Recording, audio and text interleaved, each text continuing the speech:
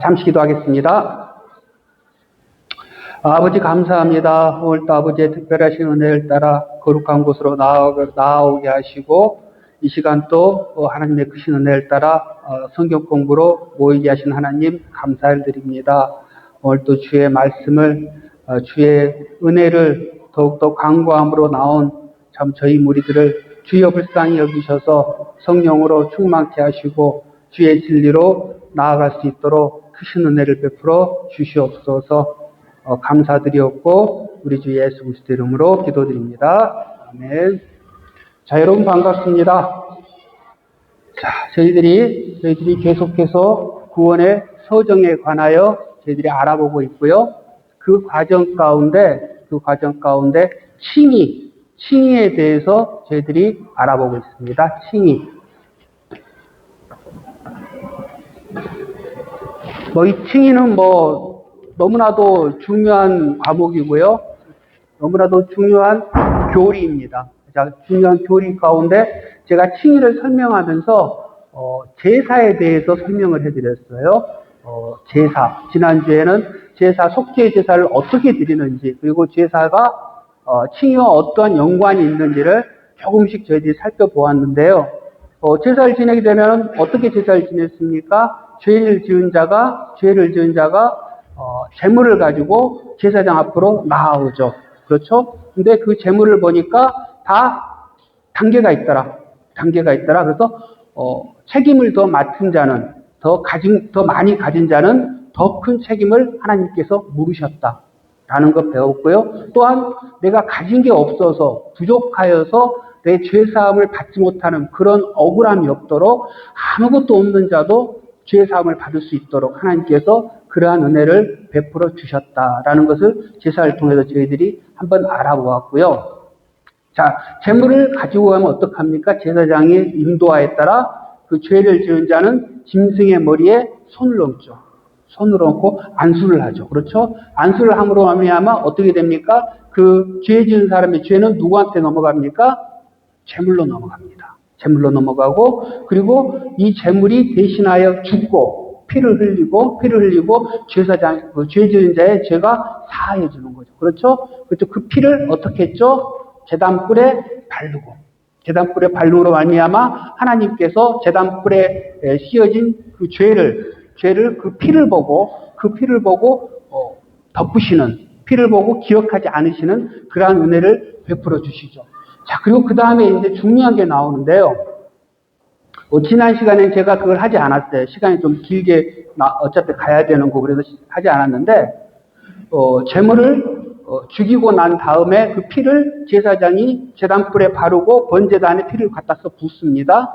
그리고 난 다음에 무엇을 하냐면 이 제사자가 예배를 드리러 온 사람이 뭘 하냐면 짐승의 가죽을 벗깁니다. 그렇죠? 짐승의 가죽을 벗겨서 이 가죽은 누구의 몫이 되냐면 제사장이 가져갑니다. 제사장께 돼요. 자, 그런데요. 짐승이 가죽을 벗김으로 말미암아 그 다음에 그 안에 이제 뭐가 드러납니까? 가죽을 벗기고 나니까 이제 뭐가 드러나죠? 알몸. 짐승의 알몸이 드러나요. 알몸이 그대로 다 드러나죠. 그렇죠. 자, 알몸이 드러나면 이제 그 제물은 무엇을 당하게 되는 거죠? 수치를 당하죠. 창피를 당합니다. 그러니까 이 가죽이 벗겨지고 알몸이 드러난 의미는 인간의 당해야 될 수치, 창피, 죄로 인한 그 수치. 그러니까 가리워져 있던 게 낱낱이 다 드러나잖아요. 우리가 나중에 하나님 앞에 올라갔을 때 우리의 모든 죄들이 낱낱이 다 드러난다고 그랬어요. 우리의 벗겨진 것처럼, 알몸이 벗겨진 것처럼 낱낱이 다 드러나는 거예요. 이런 수치를 당한다고요. 그러니까 제물이 수치를 당하는 거죠. 그렇죠? 이 수치를 또 누가 당합니까? 나중에? 그렇죠. 예수님이 어디서요? 십자가에서. 속옷까지 다 벗기십니다. 속옷까지. 예수님께서. 속옷까지 로마 군병들이 제비뽑기를 내서 다 나누어 가져가요. 그러니까 예수님이 낱낱이 벗겨지죠. 자, 속죄 제사에서 짐승의 가죽이 벗겨지는 것은 무엇을 의미하냐면 예수님께서 우리의 속죄 제물이 되셔서 낱낱이 벗겨지는 것을 미리 보여주고 있는 거예요. 그러니까 우리가 당해야 될 수치를 누가 당합니까? 대신 예수님께서 다 당하신 거예요. 가장 비참한 모습이 되어서 가장 수치스럽고 비참한 자까지 구원하시기 위해서 예수님께서 가장 수치스럽고 비참한 모습으로 되신 거예요. 그리고 이 속죄 제물은 이 가죽은 누구께 된다고 그랬죠? 제사장께 되죠. 이 신약에서 제사장은 누굽니까? 우리를 가리키죠. 우리를. 베드로는 얘기하죠. 우리를 보고 왕 같은 제사장이라고. 왕 같은 제사장이라고 그래요. 자, 그럼 결국 무엇을 의미하냐면요. 예수 그리스도께서 우리가 당해야 될 수치를 다 당하시죠. 그렇죠? 우리의 죄와 수치를 가려주기 위해서 가장 수치스러운 모습으로 제물이 되십니다. 그리고 제물이 되신 예수 그리스도가 벗으신 그 가죽, 그렇죠? 그리스도의 벗은 가죽, 그리고 예수 그리스도의 피로 만드신 그 옷.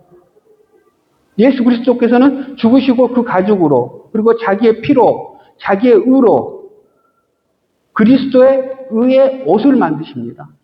그리고 그것을 누구에게 입혀주십니까? 우리에게 입혀주시죠.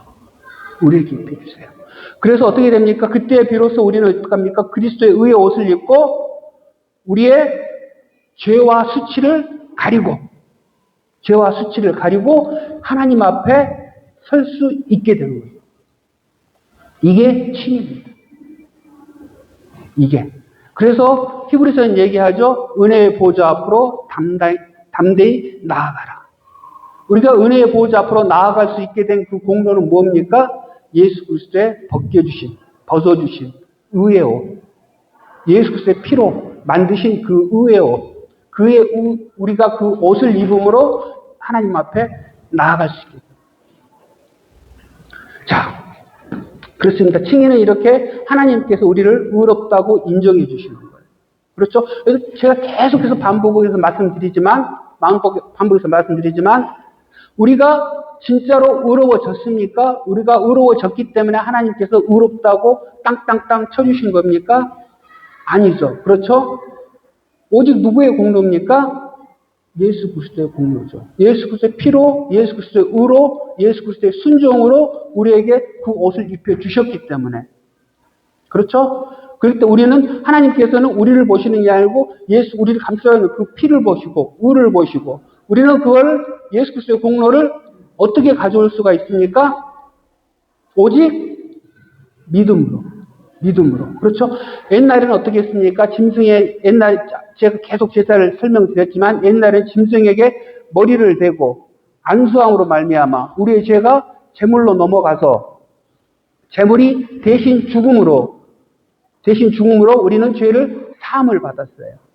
그렇죠? 그러나 이제는 어떻게 됩니까? 우리가 믿을 때 우리의 죄가 누구에게 넘어갑니까? 예수 그리스도로. 우리의 죄가 예수 그리스도로. 그리고 예수 그리스도의 모든 공로와 의가 누구에게 전가가 됩니까? 트랜스페리라고 그러죠? 넘어온단 말이에요. 우리에게. 그러므로 말미암아 우리가 의롭다 칭함을 받는 거예요. 그러니까 계속 제가 반복해서 말씀드리지만 믿음이 우리를 의롭게 하진 않아요. 믿음이 우리를 깨끗게 하진 않아요. 믿음이 우리를 거룩하게 해주진 않아요. 누가 합니까? 오직 예수 그리스도. 근데 이 예수 그리스도의 공로를 가져올 수 있는 방법이 뭐다? 믿음이다.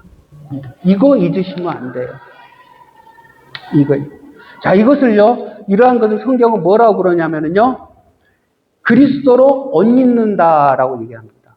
그리스도로 옷 입는다. 자, 성경 한번 찾아볼게요. 갈라디아서 3장 26절에서 27절. 갈라타스 3, 26,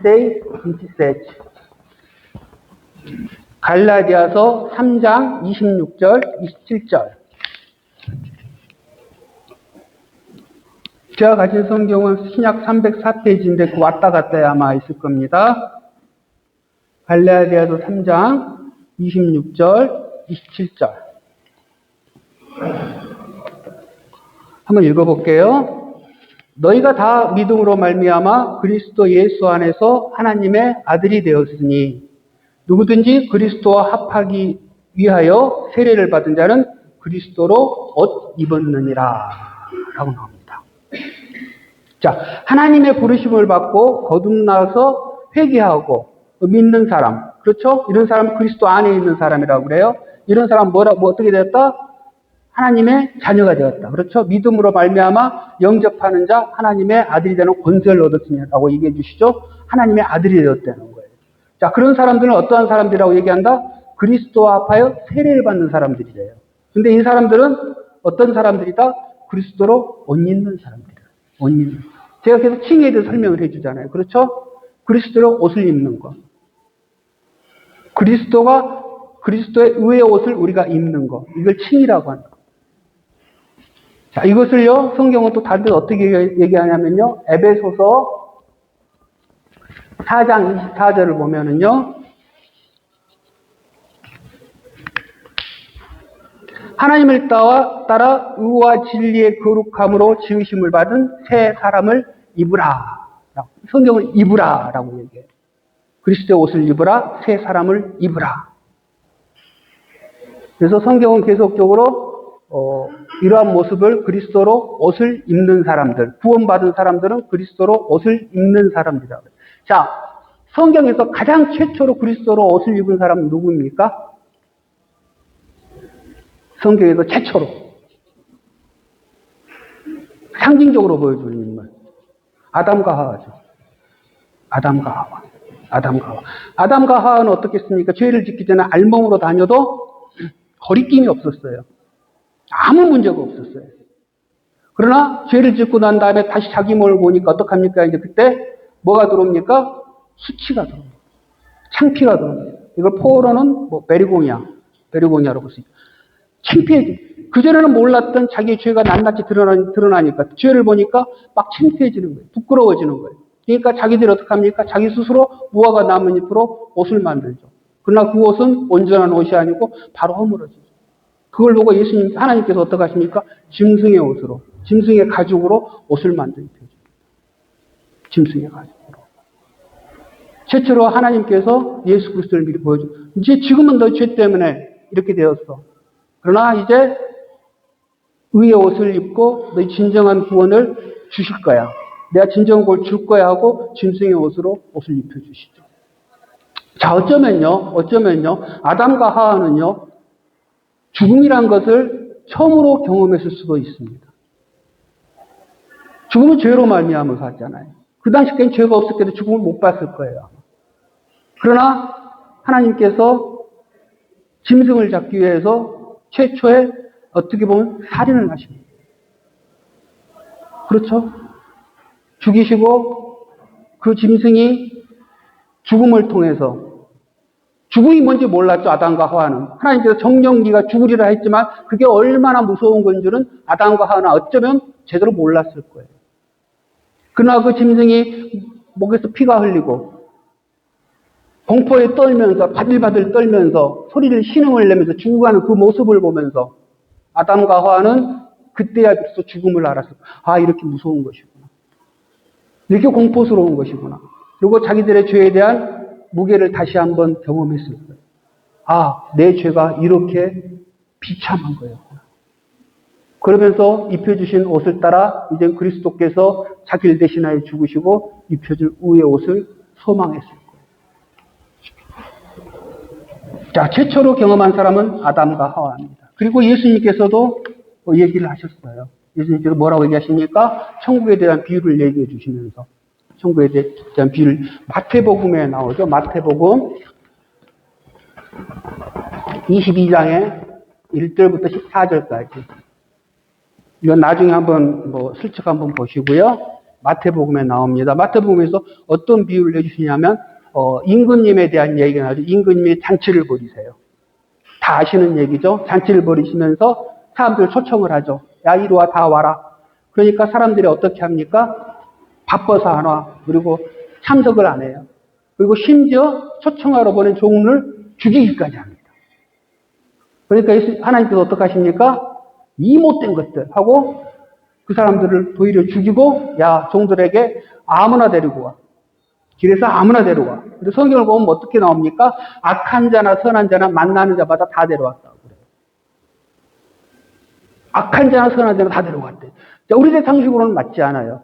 우리들 생각은 구원은 누구만 받습니까? 하나님 나라의 초청은 누구만 받습니까? 선한 자만 받잖아요. 그렇죠? 악한 자는 어떻게 돼야 됩니까? 당연한 겁니까? 하나님의 공의에 따라 그 사람들은 벌을 받아야 돼요. 벌을 받을 대상이지 천국잔치에 초청받고 구원받을 대상이 아니에요. 우리들이 생각을 할 때는. 그러나 성경은 어떡합니까? 다 들어왔다. 다 들어왔다.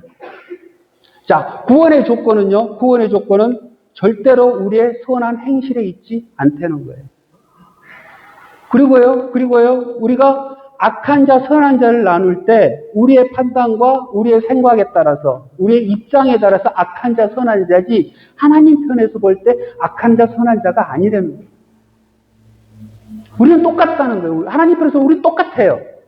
이거 약간 식사하고 난 다음에 약간 더러운 비유인데 더러운 비유인데 저 들었던 비유인데 자, 옛날에 여러분들은 이제 젊으신, 다들 나이 드신 분이구나. 나이 드신 분이 아시는 분들 아실 거예요. 시골 화장실 가면은 퍼세식 있잖아요. 퍼세식 이렇게. 지금 같은 수세식이 아니고, 똥통. 쉽게 말하면. 거기 뭐가 있습니까? 더러운 구데기들 있죠. 구데기들 날라오고, 구데기들. 자, 어느 날 어떤 사람이 이 구데기가 몇 마리를 꺼내가지고, 그걸 깨끗이 닦았대요. 목욕을 시켜줬대요. 물로 쫙 샤워를 시켜줬대요. 자, 물로 샤워를 딱 시켜서 딱 봤대요. 자, 이 깨끗하게 씻은 구데기하고, 밑에서 기어다니는 구데기하고, 어떤 게 더럽고 어떤 게 더 깨끗합니까? 목욕 백날 시켜봐요, 구데기예요. 구데기는 구데기고, 여기 씻기나 안 씻기나 다 더럽고, 그냥 똑같은 것들이에요, 똑같은 것들.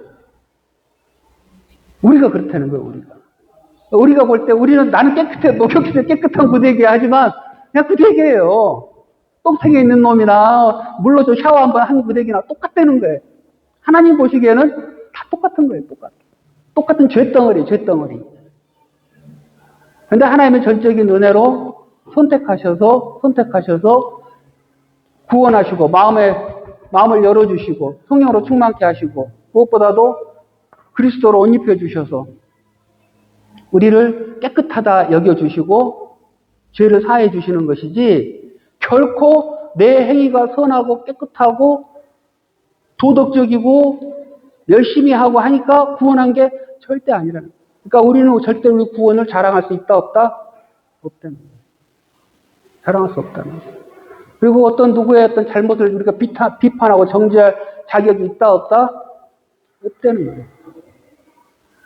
우리는 그냥 우리 목사님 계속 은혜 얘기했어요. 은혜. 그냥 그 은혜에 감사할 뿐이에요. 그 은혜만 생각하면 그냥 아멘 감사합니다. 아멘 감사합니다.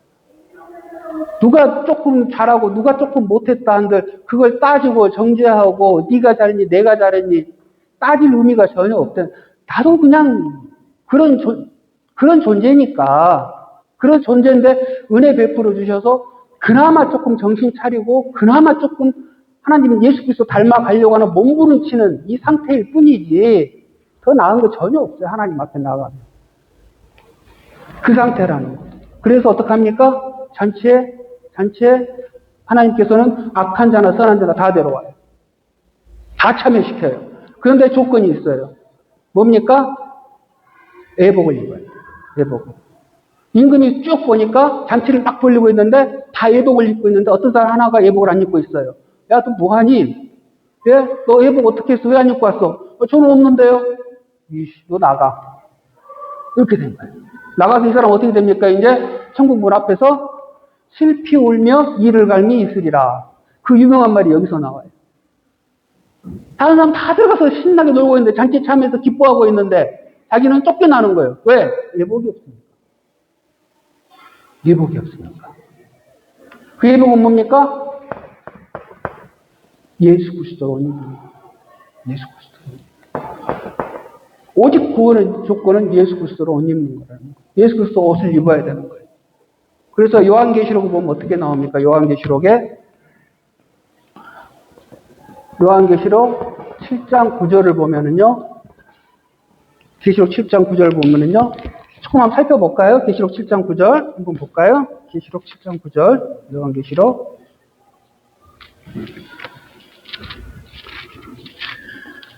이제 마지막에 구원받은 자들의 모습이 나오거든요. 구원받은 자들 7장 9절을 보면 쭉쭉쭉 나와요. 쭉쭉 나오는데 9절 보면 이후에 내가 보니 각 나라와 족속과 백성과 방 안에서 아무도 능히 셀 수 없는 큰 무리가 있대요. 큰 무리가 나와 무엇을 입고 있어요? 흰 옷을 입고 있어요. 흰 옷을 입고 있어요. 흰 옷.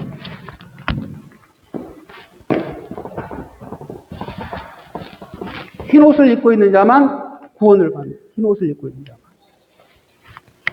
나중에 보면 뒤에 나오죠. 또 이 사람들이 누구냐고 그래요. 장로가 13절을 보면 7장 13절을 보면 장로 중에 하나 응답하여 나올 때 야 흰 옷 입은 자들이 되게 누구냐? 어디서 왔냐? 라고 물어봐요. 그러니까 뭐라고 나옵니까? 14절에 어린 양의 피에 그 옷을 씻어 희게 하였네. 어린 양의 피로 씻어진 자. 이 사람들만 구원을 받습니다. 이 사람들만. 이걸 이제 이단들은 앞에 6절부터 8절까지 나오는 뭐 이런 걸 해서 14만 4천 명이다 라고 얘기하는 사람들이 있어요. 14만 4천 명. 여러분들이 다 아시죠? 이제 14만 4천 명이 어떻게 해서 나오는 거? 14만 4천 명. 14만 4천 명은 구약의 12지파 그리고 곱하기 신약의 12사도, 12교회. 그러니까 교회가 어떻게 세워졌습니까? 사도들의 신앙 고백, 예수 그리스도의 말씀을 받은 이 사도들의 고백 위에 세워졌잖아요. 12사도. 그래서 144, 거기다가 뭐가 곱해지죠? 1000. 이 1000이라는 숫자는 히브리에서 많다. 많은 이라는 뜻을 가지고 있어요. 1000이라는 딱 숫자가 아니고 많은. 그래서 다윗이 죽인 자는 사울이 죽인 자는 1000이요 다윗이 죽인 자는 만만이라. 1000이라는 숫자는 헤아릴 수 없는 많은 숫자. 그래서 14만 4천 명이라는 것은 구약과 신약의 모든 성도들, 헤아릴 수 없는 많은 숫자들, 이 성도들의 숫자를 얘기해요. 절대 문자적인 14만 4천 명이 아니다라는 거. 이거 기억하셔야 되고요. 나중에 시간이 되면 제가 이거 한번 해드릴게요. 뭐 숫자도 한번 해드리고, 그리고, 전천연설, 후천연설, 이것도 제가 한번 해드리고요. 재밌습니다.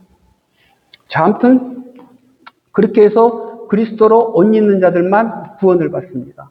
자, 그리스도로 옷을 입었다는 거 뭐냐면요. 지금 뒤에 계신 우리 권사님이 옷을 검정걸 입으셨어요. 검정걸 입었는데 그 위에다가 하얀 옷을 딱 입었단 말이에요. 하얀 옷을 입고 여기까지 딱 채웠어요. 그러면은 그 안에 있는 검정 옷이 보입니까? 안 보입니까? 안 보이죠. 하얀 옷만 보이죠. 그러한 의미. 그러니까 죄인의 옷을 입느냐. 죄인의 옷을 입고 있으면 죄인이란 말이에요. 그러나 예수 그리스도로 옷을 입은 사람은 의인이란 말이에요. 의인. 죄가 없다 여겨주는 거예요. 누굴 보고? 예수 그리스도만 보고. 이걸 칭이라고 그래요. 이걸 칭. 시간이 이제 다 돼서 지금 애매해요. 지금 할까 말까. 다들 일찍 끝내달라고 지금 다 그렇게 하셔서 지금 빨리빨리 끝내야 되는데 제가 여기까지 할게요. 제가 더 하고 싶은 마음은 굴뚝 같으나 일찍 끝내달라는 요청이 있으셨고 그렇기 때문에 그래서 다음에는 시간을 조금 더 빨리 올라오시기 바랍니다. 제가 최대한 빨리 끝낼게요. 자, 아무튼 기억해 주셔야 될 건 뭡니까? 그리스도로 옷 입는 것. 그리스도로 옷 입는 것. 그리스도 옷 입는 자만 구원을 받는. 그게 칭이다. 의롭다함 받는다. 그러나 그건 결코 나의 공로하고는 상관이 없다는. 거기에 대해서 다음 주에 제가 해드리겠습니다. 자, 질문 있으십니까? 마치겠습니다. 기도하고 마치겠습니다. 아버지 감사합니다. 오늘 또 귀한 은혜를 따라 하나님의 말씀을 나누었습니다. 그리스도로 옷 입는다라는 게 우리에게 어떻게 다가오고 우리에게 어떻게 공로로 입혀지는지를 대해서 살펴보았습니다. 참으로 너무나 놀라운 은혜였고 참으로 하나님의 예수 그리스도의 사랑인 줄 저희들이 믿습니다. 이번 한 주간도 그 사랑에 힘입어 나아가는 저희들이 되도록 인도하시고 축복하여 주시옵소서. 감사드리었고 우리 주 예수 그리스도 이름으로 기도드립니다. 아멘. 감사합니다.